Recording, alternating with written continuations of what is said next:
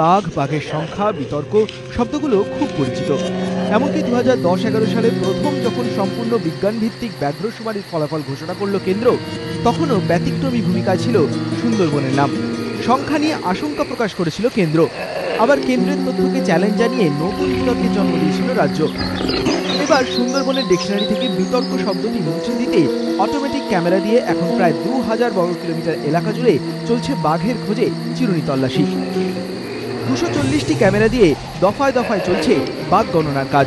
সুন্দরবনের বহু অদেখা, অজানা, রহস্যাবৃত, বিপদসংকুল এলাকায় রয়্যাল বেঙ্গলের ছবি ধরা পড়েছে এই ক্যামেরাগুলোয়। সেই ছবি এবার এবিপি আনন্দের হাতে।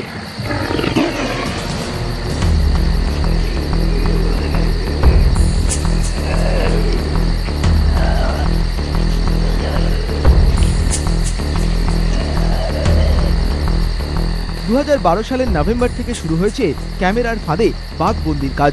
এই কাজে রাজ্য সরকার সাহায্য নিচ্ছে একটি আন্তর্জাতিক স্বেচ্ছাসেবী সংগঠন ও ওয়াইল্ড লাইফ ইনস্টিটিউট অফ ইন্ডিয়ার।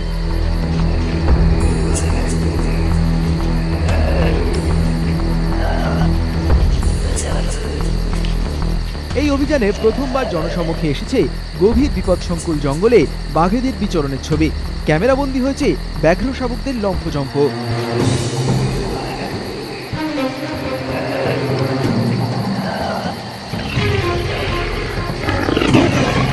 সুন্দরবনের জঙ্গল আদৌ ঠিক কতটা গভীর, তাও প্রথমবার দেখা গিয়েছে এই ছবিতে, যা বিশেষজ্ঞদের ভাবতে বাধ্য করছে এই পরিবেশে বাঘেদের পক্ষে শিকার ধরাটা কতটা কষ্টসাধ্য ব্যাপার।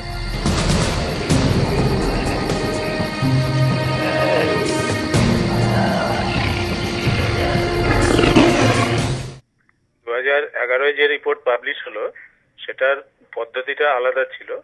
সেটা ট্রানজেক্ট সিস্টেম করে ডাটা কালেকশন করে সেটাকে অ্যানালাইজ করে এটা wild life institute of India করেছে। আমরা এটা নিজেরা করছি স্টেট থেকে, এটা ক্যামেরা ট্র্যাপের মাধ্যমে। এরপরে এই রেজাল্টটা অ্যানালাইসিস করে যেটা পাওয়া যাবে ক্যামেরা ট্র্যাপের, সেটা আমরা কম্পেয়ার করে দেখবো যে আগের পদ্ধতির সাথে এটা কতটা ডিফার করছে। যারা এই ক্যামেরা ট্র্যাপিং এর কাজ করছেন তারা রীতিমতো প্রতি মুহূর্তে প্রাণের ঝুঁকি নিয়েই করে চলেছেন কাজ। এখনো পর্যন্ত ক্যামেরা লাগানোর মাত্র 8 মিনিটের মধ্যে বাঘের ছবি পাওয়া গিয়েছে বলে নথিভুক্ত হয়েছে। অর্থাৎ বোঝা যাচ্ছে বাঘ কাছাকাছি কোথাও লুকিয়েছিল।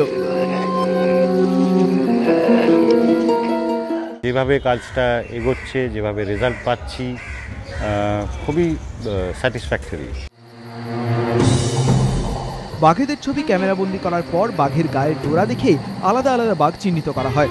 এই পর্যায়ে রাজ্য সরকারের লক্ষ্য এই ছবি সম্বলিত তথ্য প্রকাশ করে সুন্দরবনের ন্যূনতম বাঘের সংখ্যার প্রমাণ দেওয়া।